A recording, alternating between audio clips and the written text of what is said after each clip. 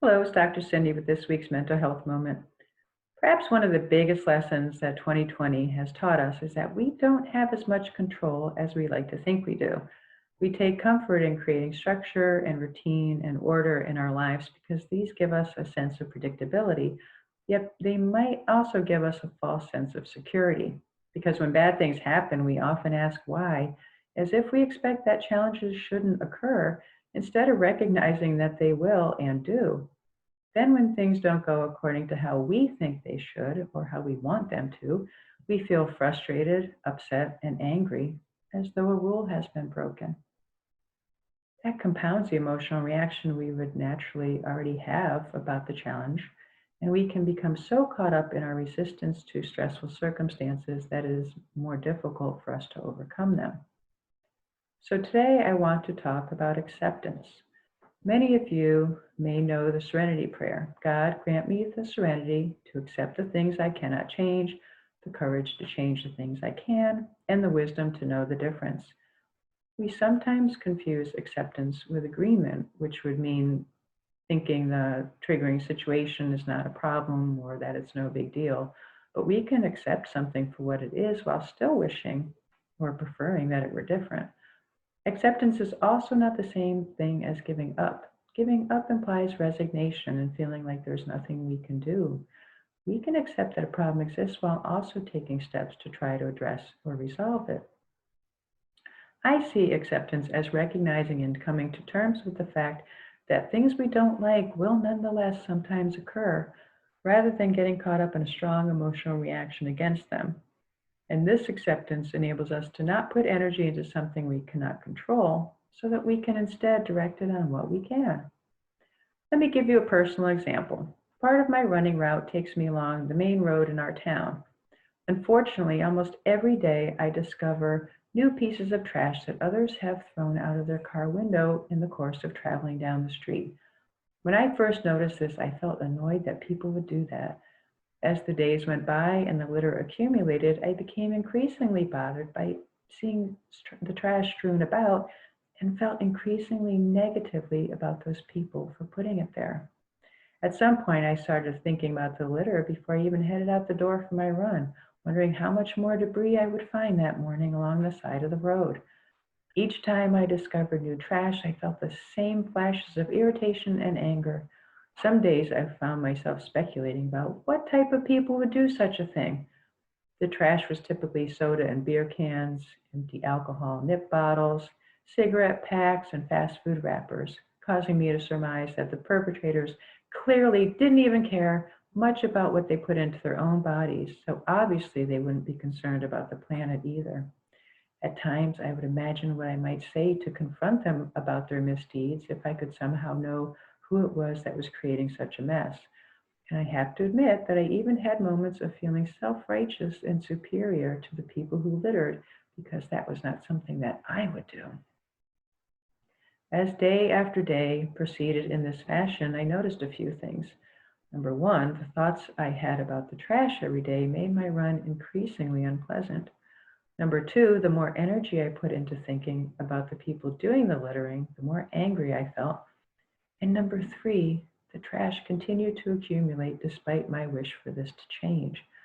At that point, I had to acknowledge that mentally disparaging the offenders served no good purpose, as it only caused me more distress about the situation and did nothing to resolve the problem.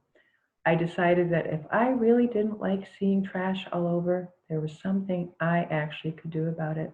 So I began to pick up and throw away or recycle the items that I came across, and lo and behold, the problem got better. Now, you might insist that the problem didn't really get better because people continued to litter. And if that's how the problem is defined, then you are correct. But if we define the problem as there being litter along the road, then that was resolved by virtue of me removing it whenever I came across it. And since it was bothering me to see trash along my morning run, then my actions did in fact take care of the impact of that situation on me. So reaching acceptance involves how we define problems and what we see as solutions. Since our brain functions to detect and solve problems, when a challenge arises, it wants to know what the problem is, who's responsible, and how to fix it. And because it likes efficiency, it makes quick assessments and comes to rapid conclusions based on what it knows. Once the problem is identified and a solution generated, our brain then expects steps to be taken for the problem to be resolved. So in the case of the trash along the road, I initially saw littering as the problem, blamed the litterers for it, and saw the solution as them needing to clean up their mess and stop littering. And as long as the litter was not being taken care of by the litterers, in my mind it remained an unresolved problem that continued to cause me to feel upset. Now, while on the surface this all seems very logical and reasonable, there are obviously some serious flaws in my brain's problem solving here. I didn't even know who it was doing the littering, so there'd be no way for me to try to get them to take care of the problem. And even if I had known who the litterers were, it is likely they would not have been receptive to feedback about their behavior and would not be inclined to stop it or clean it up. So holding on to that as the only solution would have left the problem unresolved. As much as I would love for people to no longer litter, having that be the desired outcome would have only led to increased frustration and annoyance for me as long as that behavior didn't change. So I had to accept that people will still litter and that I can't change their behavior. In this case, what I could influence was the outcome of their behavior, which is the trash that they left behind. And that's the distinction between acceptance and agreement. I don't agree with or support people's decision to litter, but accept it as something that I have no control over. So instead of wasting energy on what I cannot change, I put that energy into what I can. As long as I saw the problem as being people littering and the solution as being for them to stop, I was stuck in the frustration and angst of the problem not being resolved. It was only once I shifted my focus away from the perpetrators and onto the trash along the side of the road that I was able to come up with a more viable solution that I could actually implement, which was for me to pick up the trash. This story is an example of the ways in which our thoughts can either set us up for continued frustration and distress about an upsetting situation or facilitate a path toward resolution for something that has been bothering us. When we get caught up in external circumstances and other people's behavior, we put a great deal of time and mental energy into thinking about how bad a situation is, how we wish it were different, and what we think the people involved should do in order to address it. And typically that type of thinking will cause us to feel angry, frustrated, helpless, resigned, or defeated because we have no way of changing something that bothers us as long as we view it as someone else's problem to fix. Initially, it didn't even occur to me to pick up the trash that I saw as I was so focused on who was to blame for putting it there. We often confuse blame with responsibility. If we decide something isn't our fault, then we're not inclined to think we have any responsibility to take care of it. Or if we do take care of it, we may do so begrudgingly, feeling resentful for having to clean up someone else's mess. This dynamic can have very negative effects both on individual relationships and how we view societal problems. It isn't my fault that we have poverty, pollution, systemic racism, homelessness, and war. But that does not mean I don't have an obligation and responsibility to do my part to try to improve those larger scale issues. And perhaps one of the reasons we struggle to resolve those larger issues so much is there isn't a specific person or set of people to blame and hold responsible, although we certainly do try to. So we remain perpetually bothered by the issues while thinking there's nothing that we can do about them. And let's be honest, we kind of like pointing out other people's flaws and misbehavior. It not only makes us feel better about ourselves, but as long as we blame them, then we impose the responsibility onto them for fixing the problem. What if the other person doesn't see it as a problem? The litterers certainly weren't concerned about their littering, and no amount of blaming them for the trash along the side of the road would make that roadside any cleaner. As long as we're focused on the things we cannot control or change, including other people's behavior, we will overlook the things that we can. If I had continued to pass right by that trash every single day and just leave it there to accumulate, that wouldn't make my behavior any better than the behavior of those who put it there. Most problems and challenges are not cut and dried or absolute, and therefore neither are most solutions. Again, because of its efforts at efficiency, our brain's initial assessment of situations is typically binary. But for most circumstances, there are actually many shades of gray between the two either or options our brain presents to us. Narrowly defining what an acceptable outcome looks like will add to the frustration and helplessness we feel about upsetting situations in our lives, because that means we want and expect things to go our way and will become upset when they don't.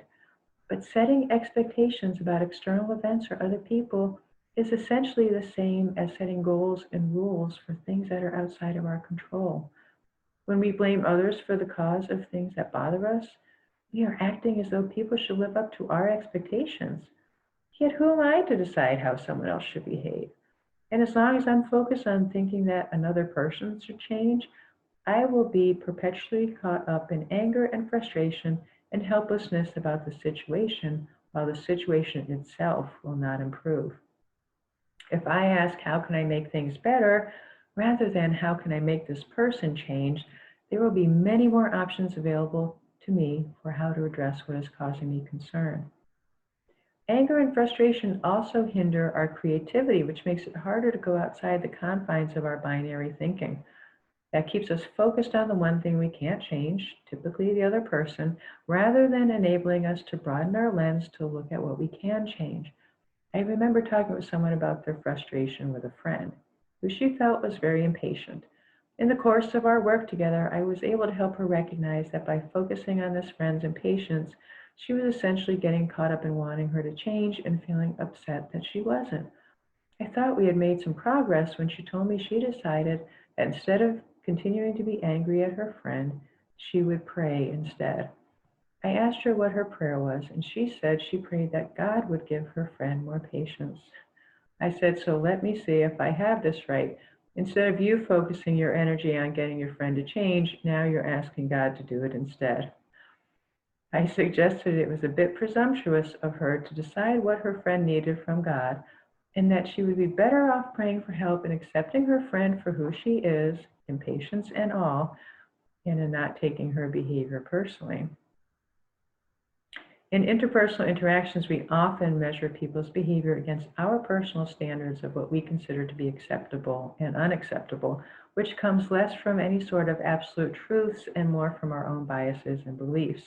It's the reason we have such debates as what's the right way to put a toilet paper roll on the holder. Couples in particular often find themselves struggling with wanting the other person to change. Let's take a common conflict centering around differing standards of cleanliness and order within the home. What is considered good enough for one person is often not good enough for the other, and the space between those two can create many arguments and disagreements. Invariably, the person with the higher standards wants their spouse to do it her or his way, and the job isn't done to their satisfaction, conflict ensues. The person who completed the chore thinks their own way was just fine and wants their spouse to be less rigid and controlling. They will often feel criticized and scolded for not doing a good enough job, and over time may even stop being willing to do the task because their efforts are dismissed and devalued. Both parties see the problem as residing with the other person and think the only resolution is for the other person to change, leading to mutual frustration and disconnection. What if instead the partner with the higher standards took ownership of wanting things to be just so and looked at what they themselves could change? That would shift the focus from how can the other person do better to how can I make this better? Then, instead of criticizing the other for not meeting those expectations, they would look at what they themselves could do to finish the job in line with how they like it. I call that being the finishing touches person, which shifts it to a win-win rather than a right and wrong situation. This is a great example of both accepting what cannot be changed, another person's behavior, and changing what we can, the impact of that behavior. Try as we might, we cannot change other people. And when we criticize, cajole, guilt, shame, blame, accuse, and attack, we merely create more hostility, animosity, and frustration. When we shift our focus from blaming others to looking at what we can do differently to make things better, it opens up more possibilities for a problem to be resolved. Which brings me to one more detail about my morning experience running that I want to share with you. There is a field that takes up most of the area along the section of the main road. And during the nice weather, there is much to be noticed and appreciated there. There are several types of colorful wildflowers that grow there, which are visited by various butterflies. A number of different birds populate the field in the summer months, and occasionally I even see a hawk. But until I started picking up the litter, I was so bothered and preoccupied by the trash on the side of the road, I did not even pay any attention to what was going on in that field. And that is so characteristic of what happens so often for us all. When something is bothering us, our mind becomes so focused on the perceived problem, it distorts our entire daily experience and overshadows it all, keeping us from recognizing and enjoying the positive things in our lives. And many of those problems will remain unresolved as long as we blame others for causing them and make them responsible for fixing them. When we accept that challenges are a natural part of life and look at what we ourselves can do to relieve their impact, we will be in a better space to truly achieve serenity because we are no longer resisting and fighting against the things we cannot change and are taking care of the things we can. Take care. Have a good week.